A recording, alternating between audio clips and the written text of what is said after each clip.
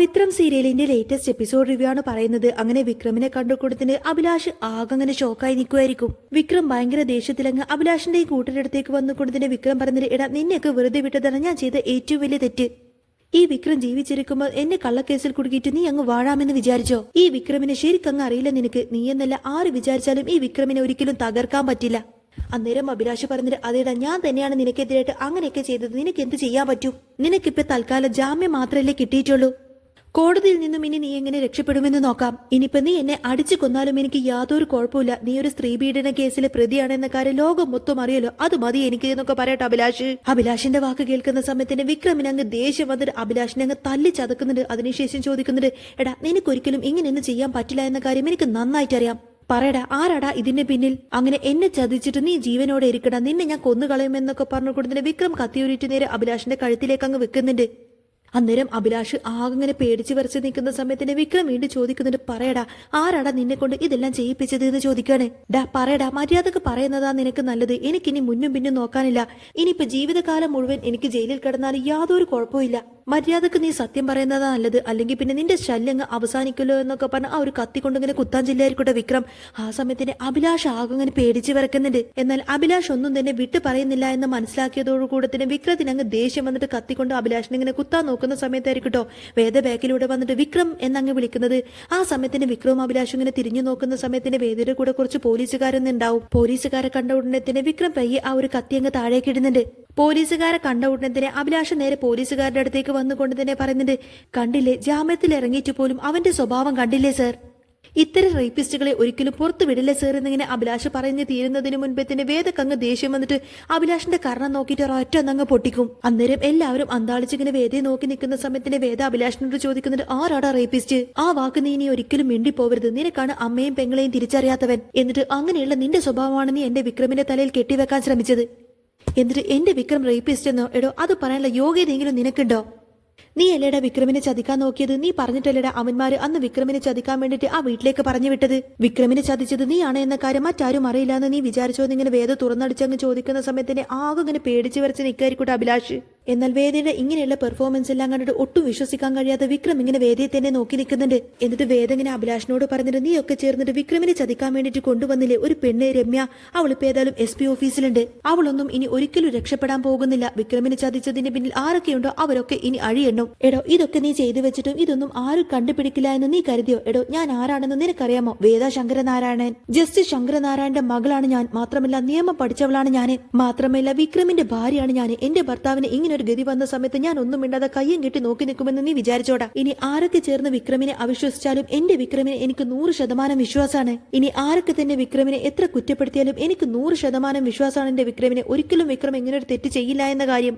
ഇനി വിക്രമിനെതിരായിട്ട് ഇങ്ങനെ എന്തെങ്കിലും പ്രവൃത്തി ഉണ്ടായാൽ പിന്നെ വിക്രമിന് ചോദിക്കാനും പറയാനായിട്ട് ഈ ഞാനുണ്ടാവും. വിക്രമിന്റെ ഭാര്യയായിട്ടുള്ള ഈ വേദ ശങ്കരനാരായണൻ ഉണ്ടാവും എന്നൊക്കെ പറയട്ടെ വേദ.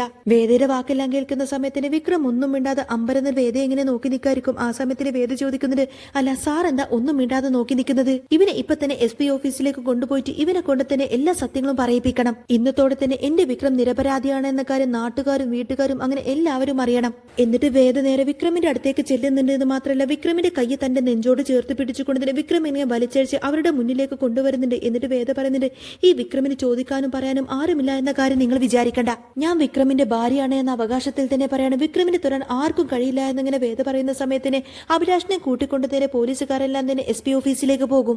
അവരവിടെ നിന്നങ്ങ് പോയതിനു ശേഷം വിക്രം ഒന്നും മിണ്ടാതെ വേദയെ തന്നെ ഇങ്ങനെ നോക്കി നിൽക്കുന്ന സമയത്തിന് വേദ വിക്രമിനോട് പറയുന്നുണ്ട്, ഞാൻ ഏതായാലും നിങ്ങൾക്ക് തന്ന വാക്ക് പാലിച്ചു. നിങ്ങൾ യാതൊരുവിധ തെറ്റും ചെയ്തിട്ടില്ല എന്നും നിങ്ങൾ നിരപരാധിയാണ് എന്ന കാര്യം ഞാൻ തെളിയിച്ചു. നിങ്ങൾ യാതൊരുവിധ തെറ്റും ചെയ്തിട്ടില്ല എന്നതിന്റെ മുഴുവൻ തെളിവുകളും ഞാൻ SP ഓഫീസിൽ ഹാജരാക്കിയിട്ടുണ്ട്. നിങ്ങൾ പീഡിപ്പിച്ചു എന്ന് പറയുന്ന ആ രമ്യ എന്ന് പറയുന്നവൾ അവൾ ഒന്നാം തരം ഫ്രോഡാണ്. അവളുടെ പേര് രമ്യ എന്നുമല്ല. അവളുടെ പേര് ശരിക്കും രമ്യ എന്നൊന്നുമല്ല.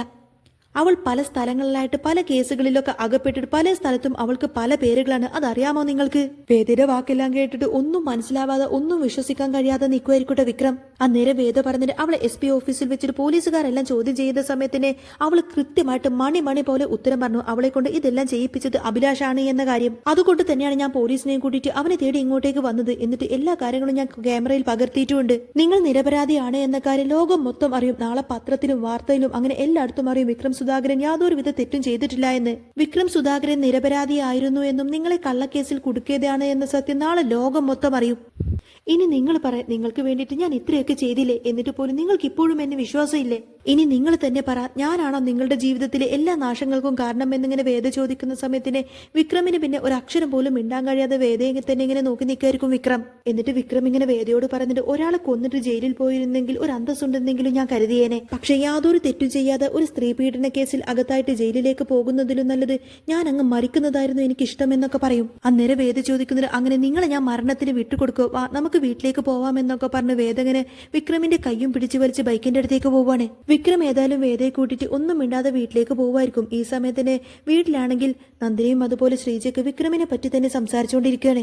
ഇവർ ഉമ്മറത്തിരുന്നിങ്ങനെ സംസാരിച്ചുകൊണ്ടിരിക്കുന്ന സമയത്തായിരിക്കട്ടോ വിക്രമിന്റെ ബൈക്കിന്റെ പുറകെയായിട്ട് വേദ ഇരുന്നിങ്ങനെ വരുന്നതായിട്ട് കാണുന്നത്. ആ സമയത്തിന് നന്ദിനിക്ക് ഒരു അത്ഭുതമായിരിക്കും. നന്ദിനി ഇങ്ങനെ വിളിച്ചു പറയുന്നത്, ദേ അമ്മേ ഒന്നിങ്ങ് വന്നേ, ദേ നോക്കി ഇവന് ഇവളെ വേണ്ട എന്ന് പറഞ്ഞിട്ട് ഇവളെ കളഞ്ഞിട്ട് പോയനോ ഇതാ വേദയെ കൂട്ടിക്കൊണ്ട് ഇങ്ങോട്ടേക്ക് വന്നിരിക്കുന്നു എന്ന് പറയും. വിക്രവും വേദയും ഒരുമിച്ച് വരുന്നതും കണ്ട് ഒന്നും മനസ്സിലാവാതെ അങ്ങനെ നോക്കി നിൽക്കുമായിരിക്കും കമലമ്മയും ശ്രീജിയൊക്കെ. ആ സമയത്തിന് വേദ ഭയങ്കര സന്തോഷത്തോടു കൂടെ ആയിരിക്കും വിക്രമിന്റെ കൂടെ ബൈക്കിൽ നിന്നും ഇറങ്ങുന്നത്. വിക്രം വന്നു എന്നറിഞ്ഞതോടു കൂടി തന്നെ സുധാകര മാഷം അങ്ങോട്ടേക്ക് വരുന്നുണ്ട്. ആ സമയത്തിന് വിക്രം പറയുന്നുണ്ട്, ഈ വീട്ടിൽ നിന്നും ഇവളോട് ഇറങ്ങി പോകാൻ പറഞ്ഞ സമയത്തിന് എല്ലാവരുടെയും മുന്നിൽ വെച്ച് തല ഉയർത്തി പിടിച്ച് നിൽക്കാൻ പറ്റുമെന്ന് ഞാൻ ഒരിക്കലും വിചാരിച്ചതല്ല. ഇപ്പൊ ഞാൻ ഇവിടെ തല ഉയർത്തി പിടിച്ച് നിൽക്കാൻ കാരണക്കാരി ഇവളാണ്. യഥാർത്ഥ കുറ്റവാളികളെ ഇവൾ എനിക്ക് കാണിച്ചു തരുകയും ചെയ്തു. വിക്രമിന്റെ വാക്ക് കേൾക്കുന്ന സമയത്തിന് നന്ദിനി ചോദിക്കുന്നുണ്ട്, എടാ നീ എന്തൊക്കെയാടാ വിളിച്ചു പറയുന്നത്, ഞങ്ങൾക്കൊന്നും മനസ്സിലാവുന്നില്ല എന്ന് പറയും. അന്നേരം വേദ പറഞ്ഞിട്ട്, ഞാൻ പറയാം അമ്മ എല്ലാ കാര്യങ്ങളും എന്നൊക്കെ പറഞ്ഞുകൊണ്ട് രമ്യയെ കുറിച്ചും അതുപോലെ തന്നെ വിക്രമിനെ ഇങ്ങനെ ചതിയിൽപ്പെടുത്തിയതിനെ പറ്റിയിട്ടുള്ള സകല കാര്യങ്ങളും വേദ ഇങ്ങനെ പറഞ്ഞു കൊടുക്കുന്നുണ്ടോ എല്ലാവർക്കും. വേദയുടെ വാക്കെല്ലാം കേൾക്കുന്ന സമയത്തിന് എല്ലാവർക്കും അത് ശരിക്കും ഒരു അതിശയമായിരിക്കും. രമ്യ ഇത്ര ഫ്രോഡാണെന്നും എത്ര വിദഗ്ധമായിട്ടാണ് രമ്യ ഇത്രയും നേരം അവരോട് അഭിനയിച്ചത് എന്നതിനെ പറ്റിയിട്ട് ചിന്തിച്ച് അവർക്ക് പോലും ആശ്ചര്യം തോന്നി പോവാണ്. കമലമ്മ പറയുന്നുണ്ട്, വേദമോളെ നീ എത്ര വിദഗ്ധമായിട്ടാണ് എന്റെ മോനെ രക്ഷിച്ചത്. കമലമ്മ പറയുന്നുണ്ട്, എടാ ഇനിയെങ്കിലും നീ വേദമോളെന്ന് മനസ്സിലാക്ക്. വേദമോളെ നീ എന്തെല്ലാം പറഞ്ഞു, എന്നിട്ട് പോലും ഇപ്പൊ നിന്നെ രക്ഷിക്കാൻ വേണ്ടിയിട്ട് വേദമോളല്ലേ ഉണ്ടായത്. വേദമോൾ ഇല്ലായിരുന്നുവെങ്കിൽ ഇപ്പോഴും നീ സ്ത്രീ പീഡന കേസിൽ അകത്തായിട്ട് ജയിലിലായേനെ. വേദമോൾക്കല്ലാതെ മറ്റാർക്കും നിന്നെ ഒരിക്കലും അവിടെ നിന്ന് രക്ഷിക്കാൻ കഴിയില്ലായിരുന്നു മോനെ. എല്ലാവരും നിന്നെ അവിശ്വസിച്ചപ്പോൾ പോലും വേദക്ക് നിന്നെ ഉറച്ച വിശ്വാസം ഉണ്ടായിരുന്നു. അതുകൊണ്ട് മാത്രമാണ് വേദമോൾ ഇത്രമാത്രം കാര്യങ്ങൾ കണ്ടെത്തിയിട്ട് മോനെ ഇങ്ങോട്ടേക്ക് രക്ഷിച്ചുകൊണ്ട് വന്നത് എന്നൊക്കെ പറയട്ടെ കമലമ്മ. അന്നേരം സുധാകരൻ മാഷ് ചോദിക്കുന്നത്, അല്ല ഇനി എന്താ നിങ്ങളുടെ അടുത്ത തീരുമാനം? ഈ വീട്ടിൽ നിന്നും പടിയിറങ്ങി പോവാനാണോ നിങ്ങളുടെ തീരുമാനം എന്ന് ചോദിക്കും. ആ സമയത്തിന് വേദ ഒന്നും മിണ്ടാതെ വിക്രമിനെ ഇങ്ങനെ നോക്കുകയാണ്. വിക്രം പറയുന്നുണ്ട്, വേദ ഈ വീട് വിട്ടിട്ട് എങ്ങോട്ടേക്കും പോവണ്ട, അച്ഛൻ പറഞ്ഞാൽ മതി, ഞാൻ ഈ വീട്ടിൽ നിന്ന് പുറത്തേക്ക് ഇറങ്ങി പോയിക്കോളാം എന്ന് പറയുന്ന സമയത്തിന് സുധാകരൻ മാഷ് പറയുന്നുണ്ട്, ഭർത്താവിന്റെ കൂടെയാണ് ഭാര്യ നിൽക്കേണ്ടത്. നിങ്ങൾക്ക് ഇഷ്ടമുള്ളതുപോലെ എന്താന്ന് വെച്ചാൽ ചെയ്യാം, ഒരിക്കലും ഞാൻ ഇവിടെ നിന്ന് നിന്നോട് ഇറങ്ങി പോകാൻ പറയില്ല എന്നൊക്കെ പറഞ്ഞുകൊണ്ട് തന്നെ മാഷ് അകത്തേക്ക് കയറി പോവാണ്. അന്നേരം വിക്രമും വേദയും എന്ത് ചെയ്യണമെന്നറിയാതെ പരസ്പരം ഇങ്ങനെ നോക്കി നിൽക്കുന്ന സമയത്തിന് കമലാമ്മ പറഞ്ഞിട്ട്, നിങ്ങൾ രണ്ടുപേരും എങ്ങോട്ടേക്കും പോവണ്ട, ഇപ്പോ ഏതായാലും കാര്യങ്ങളെല്ലാം തന്നെ കലങ്ങി തെളിഞ്ഞല്ലോ. ഭഗവാനാണ് നിങ്ങളെ തുണച്ചത്. എത്ര ദിവസമായി എന്നറിയോ മനസമാധാനത്തോടെ നിന്ന് കണ്ണടച്ചിട്ട്. ഇപ്പോഴാണ് എനിക്കൊന്ന് സമാധാനമായിട്ട് ഇങ്ങ് വാ മക്കളെ എന്നൊക്കെ പറഞ്ഞ് അവരെ അകത്തേക്ക് സ്വീകരിക്കട്ടെ കമലമ്മ. അങ്ങനെ രണ്ടുപേരെയും കൂട്ടിക്കൊണ്ട് കമലമ്മ അകത്തേക്ക് പോകുന്ന സമയത്തിന് വിക്രത്തിന് ഭയങ്കര ആശ്വാസവും സന്തോഷമായിരിക്കും.